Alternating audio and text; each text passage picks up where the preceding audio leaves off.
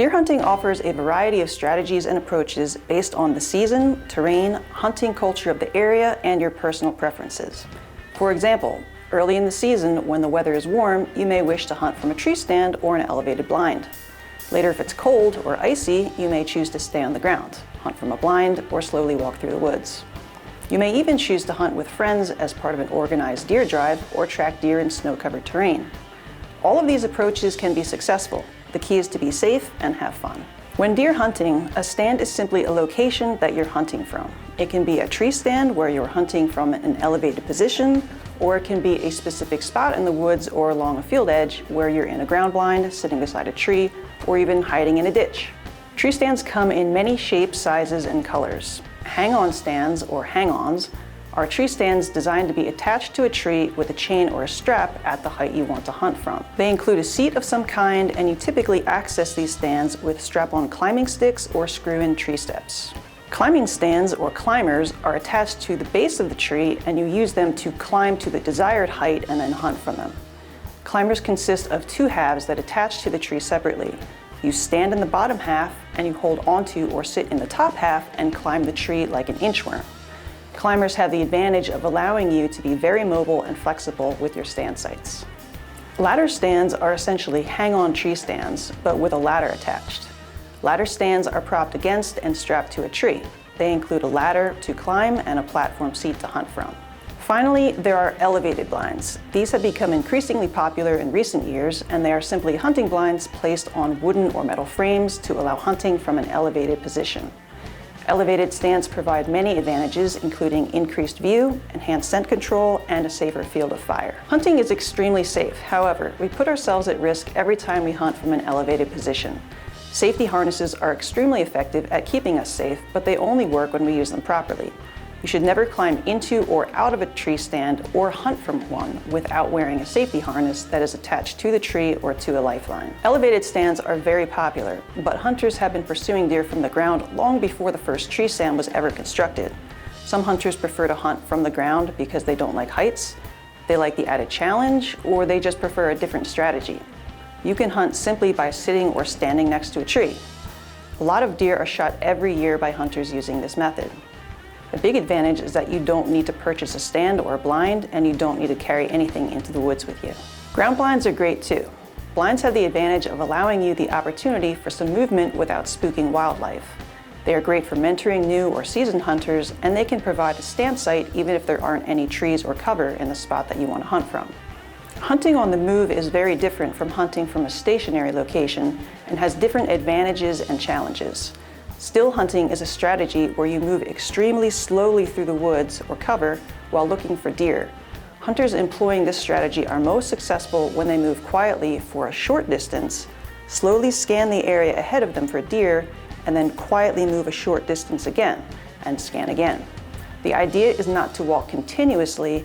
Instead, you want to attempt to be invisible, slip through the cover, and not alert deer to your presence. You can also drive hunt. This technique involves a group of hunters working together to move or push deer past a group of strategically positioned watchers, or shooters. You conduct the deer drive by placing one or more watchers where they'll have a good chance of seeing deer. And then the remaining hunters walk through the woods attempting to drive or push deer to the watchers. Next is spot and stalk hunting. This involves first spotting the deer from a stationary location and then stalking to within shooting range of that specific animal. This strategy can be used by both archery and firearm hunters, but it is much more common in open settings such as the Western United States.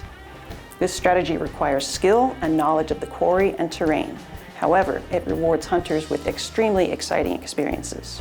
Regardless of where you choose to hunt, your strategy can range from simply watching for deer to getting more aggressive and calling to them. Deer actively communicate with vocalizations throughout the year, and this is especially true during the hunting season. Early in the season, mimicking a fawn can bring a doe running to you, while during the breeding season, grunting is a great technique to call in a buck. You can rattle to simulate two bucks fighting, you can use scents to attract deer to your stand site, and you can even use a decoy to help lure deer into shooting range. This is extra gear to carry into the woods, but it can provide some outstanding action and excitement. When calling or decoying deer, here are a few things to remember. First, if using a decoy, place it in an area where deer can see it from a distance and set up in a place where deer can't get downwind of you. That could be a thicket, a body of water, or steep terrain behind you. If trying to call a buck to a decoy, stay away from feeding areas and places that does frequent. The does will usually show up first and get spooked when they realize the decoy isn't real. Bucks, on the other hand, can be very easy to fool during the breeding season, even going so far as to attack the decoy. Study real deer sounds from online videos and then practice mimicking them. The more realistic you sound, the better your chances of calling in a deer. Always start calling from a place or at a time when deer can't see you. And once you've gotten a deer's attention, stop calling so they don't spot you. If they identify you as the source of the sound, they'll run in the other direction. Your goal is to make them curious enough to come check things out. Try raking over bushes and the ground to mimic bucks rubbing or fighting. This adds an element of realism that calling alone can't do. And finally, vary the volume and the type of call you use to reach deer at different distances. Start softly in case there are deer nearby, wait 10 to 15 minutes, and increase in volume if nothing shows up. The sound of antlers rattling or a snort wheeze will often carry further than a grunt. Another way to bring deer within shooting range is to create a feature on the landscape that deer will naturally want to use, such as a trail, scrape, or funnel. For example, you can create a mock scrape by picking a branch that is about 5 feet off the ground and scraping aside the leaves and soil underneath it to create a bare spot. Then hang a scent dripper on the branch or spray some buck urine on the soil. Some hunters even urinate in the scrape themselves. However you choose to hunt, remember that deer see movement extremely well, so be still and do more looking than moving if you want to see more deer. Well, that's a quick overview of deer hunting approaches, but there is so much more you can learn by visiting the National Deer Association website at deerassociation.com. Have fun and good luck in the woods.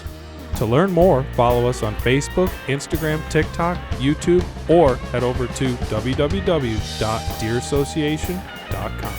This video is part of the official NDA Deer Hunting 101 online course with Today's Hunter. For the full course, go to www.todayshunter.com/Deer 101. This Deer 101 digital series has been a Bearded Buck production.